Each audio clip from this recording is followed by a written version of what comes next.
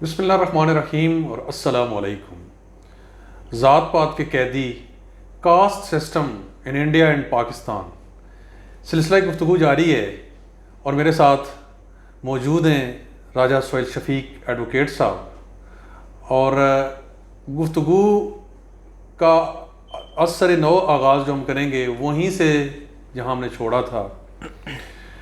सोहेल भाई, एक आपकी वसातत से, आपकी इजाज़त से मैं एक चीज़ क्लियर करूँगा नाजरीन के लिए। हमारे कुछ भाइयों ने, कुछ दोस्तों ने ये कहा कि जी हम एक लफ्ज़ बोल रहे थे कमी कमीन। कमी कमीन किसी की तज़हीक, किसी की तहकीर के लिए नहीं बोला जा रहा था। जो एक मुस्तमल एक इस्तिलाह, एक लफ्ज़ है जिसके ख़िलाफ़ वो सोहेल शफीक साहब ने ये किताब लिखी, जिसे क्लियर करने के लिए कि ये ज़ातें, ये ज़ात पात, ये कुछ भी नहीं है। और जो इसके साथ जुड़े हुए तस्सुबात हैं उसे नेगेट करने के लिए ये किताब वो मंज़र आम पे आई है। और हमारी गुफ्तगू का मकसद भी ये है। वो लफ्ज़ हमने एक तो समझाने के लिए यूज़ किया और दूसरा एक तरह से टांट भी है कि जी कमी कमीन वो आम तौर पे कहा जाता है या कुछ जहनों में वो मौजूद है कि जी लोग ऐसे होते हैं। इसे नेगेट करने के लिए हमने लफ्ज़ यूज़ किया था। और अब मैं आगे बढ़ता हूँ, अपने सवालात जो है वो एडवोकेट साहब के सामने रखता हूँ। सोहेल भाई, एक सवाल दोस्तों की तरफ से भी ये आया कि आपने ज़िक्र किया था महाभारत का। महाभारत एक जंग थी, एक तरह की वर्ल्ड वार इंडिया के अंदर, हिंदुस्तान या बरसगीर के अंदर। उसमें जो अलायंस बना था, उस अलायंस के नतीजे में जाट ज़ातें, जट वो सामने आए। क्या वो जट उसी नाम, उसी हैसियत के साथ अभी मौजूद हैं या उसमें कोई रद्दो बदल सामने आया? बहुत शुक्रिया जवाद भाई। और सबसे पहली बात जो आपने वो लफ्ज़ के हवाले से क्लियर कर दी, तो मेरा ख्याल है काफ़ी दोस्तों के जो एतराज़ात थे वो ख़त्म हो गए हैं। जवाद भाई, लास्ट टाइम आपने डिस्कस किया था कि जट या जाट ये कोई नस्ली गिरोह नहीं है, ये कोई किसी ख़ास शख्स की नस्ल से लोग नहीं हैं। ये महाभारत जंग के बाद कुछ ट्राइब्स जो वो जंग जीतने के बाद बच गए थे, तो श्री कृष्ण जी ने उनका एक अलायंस बनवाया था, एक इत्तेहाद करवाया था कि आइंदा आप पीसफुल रहेंगे, आपस में जंग नहीं करेंगे। उसका तफसीली अगर कोई दोस्त पढ़ना चाहे तो वो किताब के अंदर उसका मुताला कर सकता है। ठीक है। अब सेकेंडली कि उनमें जिन कबाइल ने शिरकत की थी उसमें दो कबाइल बड़े मशहूर हैं, वो आज भी मौजूद हैं। एक है संधू कबीला, इनका महाभारत के अंदर भी जिक्र मौजूद है और दीगर जो लिटरेचर हमें मिला है उसमें भी जिक्र मौजूद है और ये आज भी मौजूद है। पाकिस्तान के पंजाब में और इंडिया के पंजाब में ये कबीला आम है, आम लोगों का आपने कास्ट देखी होगी। इनका महाभारत में भी जिक्र था और ये तब से चला आ रहा है। दूसरा एक और बड़ा मशहूर कबीला नागा, जिसको हमारे यहाँ नग्याल भी कहते हैं और नागरा भी हमारा जो पंजाब है वहाँ कहा जाता है। ये कबीला भी महाभारत के उस अलायंस में शामिल था जो बाद में हुआ अलायंस, जिसको जाट या जट कहा जाता है। तो एक तो ये क्लियर हो जाती है बात कि महाभारत के बाद जिन कबाइल ने अलायंस किया, वो एक इत्तेहाद बनाया, उनमें से बेशुमार कबीले मौजूद हैं। मैंने दो का इसलिए तारफ़ कराया कि ये आम है, इनको आपने सुना होगा, मिले हैं इस तरह के ट्राइब के लोगों के साथ, तो ये अवेलेबल है। सेकेंडली आपने जो पूछा है कि क्या वो जट या जाट अभी वही ट्राइब मौजूद हैं, मेरा ख्याल आप पूछना चाहते हैं कोई रद्द बदल तो नहीं इसमें? जी बिल्कुल ऐसा ही हो गया। उस वाले से जवाद भाई, अलायंस का तो डिस्कशन हो गई है कि जैसे आजकल की दुनिया में भी बनते हैं, OIC है, नेटो है, ये सारे किसी मकसद के लिए अलायंस बनते हैं, टूट भी जाते हैं। तो महाभारत के बाद जो ट्राइब्स के दौरान अलायंस बना, उस अलायंस में चूँकि ये अमन का अलायंस था, उस अलायंस में वक्तन फ़क्तन बाद में कुछ अरसा गुजरने के बाद कुछ ट्राइब्स ने उसको मानने से इनकार कर दिया। ठीक है।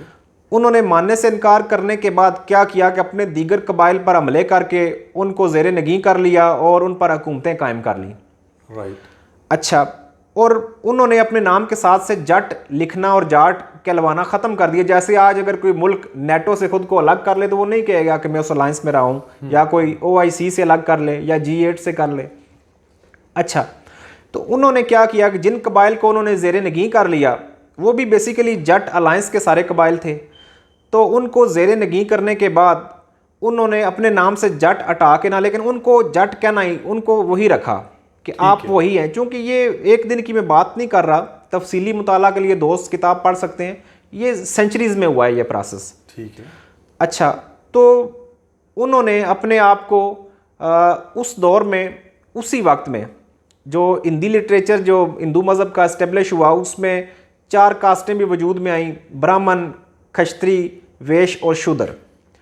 अब जो कबाइल जिन्होंने ये जाट इताद को तोड़ने के बाद दूसरों को ज़ेरे नगी किया, उन्होंने ख़ुद को खश्त्री कहलवाना शुरू कर दिया कि हम खश्त्री हैं, और जो लोग उनके ज़ेरे नगी आ गए उनको उन्होंने कहा वेश हैं। अब यहाँ से इन्होंने ये किया कि जो जाट या जट कहलवाने वाले ट्राइब थे उनका रुतबा कम कर लिया अपने से, क्योंकि ये तो सबको पता है कि सबसे ऊपर जो हिंदू मज़हब में ब्राह्मण को रखा जाता है, फिर खश्त्री होते हैं, फिर वेश हैं, फिर शूद्र होते हैं। बिल्कुल ऐसे ही। अच्छा, फिर with the passage of time ये हुआ कि ये जो कबाइल ज़ेरे नगी रहे, ये खेती बाड़ी करते थे, अब लड़ना भिड़ना तो इनके बस में नहीं था। तो with the passage of time हुआ ये कि यही समझा जाने लगा कि जो लोग खेती बाड़ी करते हैं वही शायद जाट हैं। इसकी मैं मिसाल देता हूँ कि जब अंग्रेज़ आए इंडिया में तो उन्होंने मरदमशुमारियाँ की, उन्होंने डाटा कलेक्ट किया मुख्तलिफ़ ट्राइब्स का। वो डाटा कलेक्ट करने की वजह ये थी कि अंग्रेज़ों से पहले जो यहाँ ज़मीन थी वो मुग़ल एम्परर्स की होती थी। बिल्कुल ठीक है। अंग्रेज़ों ने ये कहा, उन्होंने एक कानून बनाया, लैंड एलिनेशन एक्ट, मुख्तलिफ टाइम में बनाए, जिसमें उनका पर्पज़ ये था कि हम इंडिया की ज़मीन मकामी लोगों को ट्रांसफ़र करेंगे। ठीक है। अब फिर ये बहस पड़ी कि ट्रांसफ़र किसको की जाए, तो उन्होंने कहा उन लोगों को करेंगे जो खेती बाड़ी करते हैं। सही। उनका उन्होंने नाम जाट रखा। एक अंग्रेज़ का इसमें किताब में भी हवाला मौजूद है, तो वो बात कर रहे थे, एक अनवर शाह साहब मौजूद थे, तो उनसे पूछा जी कि कोई खेती बाड़ी का सवाल था, तो दूसरे बंदे ने कहा जी कि आप अनवर शाह से पूछें, ये बेहतर जट है, ये बेहतर जट है। मतलब ठीक है। कास्ट वाइज वो सैयद है, लेकिन प्रोफेशन चूँकि खेती बाड़ी था उसको उन्होंने जट बोला। ठीक है। अच्छा, मतअद्दद किताब में हवाला जाते हैं कि अंग्रेज़ों ने ये कहा कि जो लोग भी खेती बाड़ी करते हैं या उनसे मुल्हिका या उनसे मिला जुला कोई काम करते हैं, उनको जट डिक्लेयर करके ना उनको ज़मीनें अलाट कर दी उस हिसाब से। ठीक है। बल्कि किताब में डाटा मौजूद है कि अंग्रेज़ों ने लिखा है जी कि फ़लाँ ज़िले में हमने 7500 माछियों को भी जट डिक्लेयर करके ज़मीन दे दी।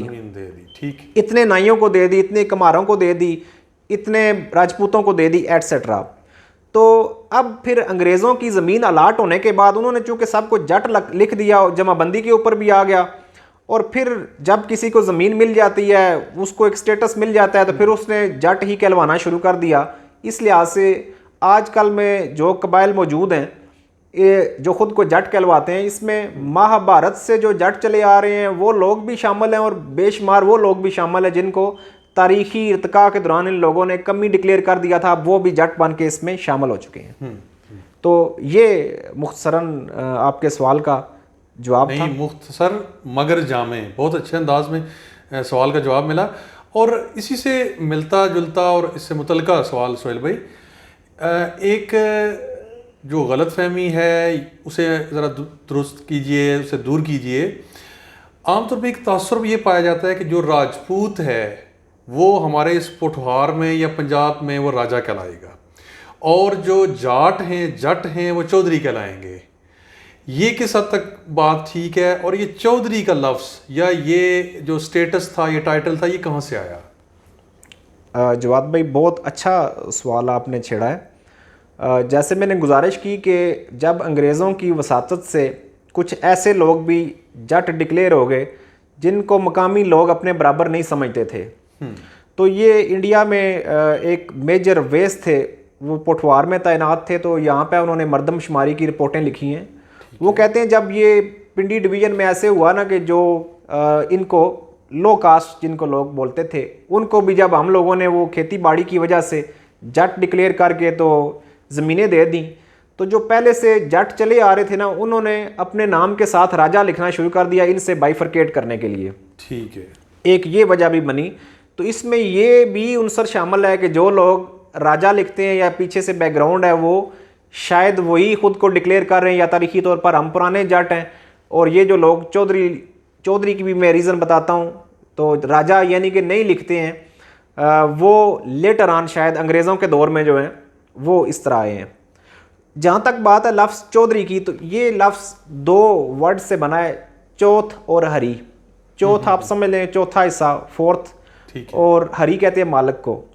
तो ये जब मुसलमानों का यहाँ पे इंडिया में गवर्नमेंट कायम हुई तो इन्होंने ज़मींदारों से फसल का चौथा हिस्सा, जितनी भी पैदावार होती थी उसका फोर्थ जो है ये ले लेते थे। ठीक है। ठीक है जी। उसको ये चौथ हरी बोलते थे, और इनके जो नुमाइंदे वो कलेक्ट करते थे। इन्होंने अपने सरकारी ओहदेदार मुकर्रर किए हुए थे, वो चौथ हरी कहलवाते थे। ठीक है। ठीक है जी। ये जो मुग़लों से पहले यहाँ जो इस्लामी हुकूमतें कायम रही हैं, खिलजी हुक्मरान रहे हैं, बेसिकली मोरखीन का ख्याल है कि ये खिलजी हुक्मरानों ने स्टार्ट किया है। ठीक है। अच्छा, वो चौथ हरी लफ्ज़ जो है वो बिगड़ता चौधरी बन गया।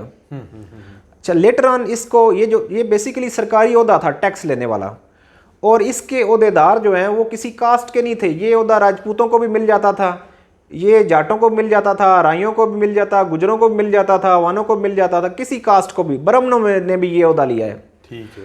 तो अब चौधरी तैनात उस बंदे को किया जाता था जो इलाके में थोड़ा बदमाश टाइप आदमी होता था।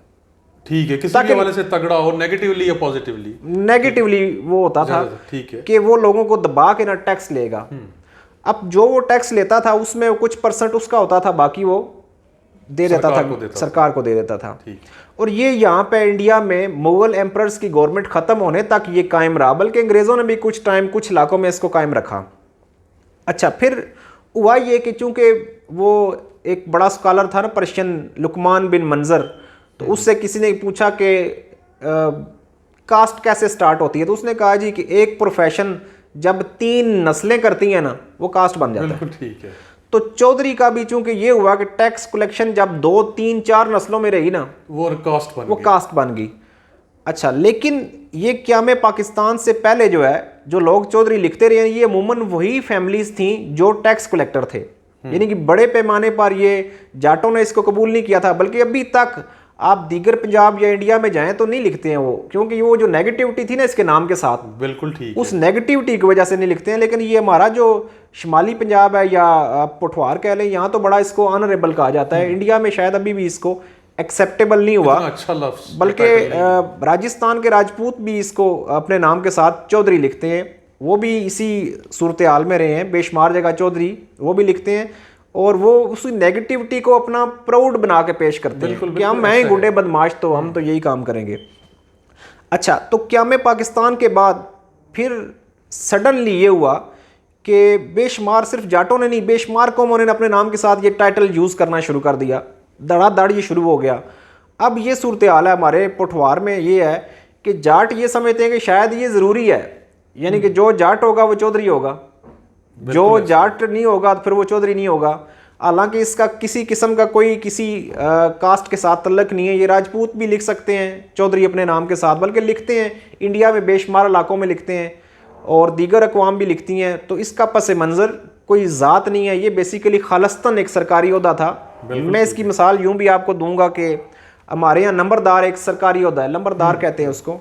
तो 2-3 नस्ल जब एक घर में लंबरदार रहते हैं ना, तो सारी फैमिली लंबरदार। हमारे गांव में जो 7 गांव हैं, हम उनको लंबरदार ही कहते हैं सबको। अब वो बाकायदा, बल्कि मैंने देखा शादी पे वो लिखवा रहे थे ना, पैसे दिए, किसने दिए, फलां लंबरदार ने दिए। अब वो कास्ट बन गई है। काजी जो थे, जिन फैमिलियों में लोग काजी रहे हैं, गांव है हमारे, गांव है, तो 2-4 नस्ल से एक बाप काजी रहा, बेटा पोता भी काजी रहा, तो वो काजी बन गए हैं। तो ये इस तरह इसका वजूद आया है। बिल्कुल ठीक है। ये बल्कि मैं सोहेल भाई की बात को एंडोर्स करूंगा, जो हवाला दिया लुकमान बिन मंजर का, कि जब एक प्रोफेशन 3 नस्लें कर लेती हैं तो वो कास्ट बन जाती है। अब जो जिन्हें नाम नेहाद लो कास्ट कहूँगा मैं, जिस तरह कुम्हार हैं, लोहार हैं, वो हुआ भी यही तारीख में कि जब एक प्रोफेशन दादा बाप पोता परपोता इस तरह चला तो वो कास्ट बन गई। क्यों सोहेल भाई? ऐसे ही बिल्कुल ऐसे ही हुआ। अच्छा, अगला क्वेश्चन सोहेल भाई ये है, एक बात कही जाती है जी, आदतें नस्लों का पता देती हैं, कि जी आपकी नस्ल आपकी आदतों से पहचानी जाती है। आदतें नस्ल के अंदर कैसे पेवस्त हो जाती हैं, इसका कोई है इस तरह का ताल्लुक? आप क्या कहते हैं इस मामले में? जवाब भी इस पे किताब में पूरा एक टॉपिक मौजूद है। ठीक है। उस पर मैंने लास्ट डे प्रोग्राम में आपको वो मुग़ल शहजादे की बात भी सुनाई थी कि जिसकी रगों में नजीबुल तरफ़ैन तैमूरी खून था और वो तलवारें देख के घबरा गया।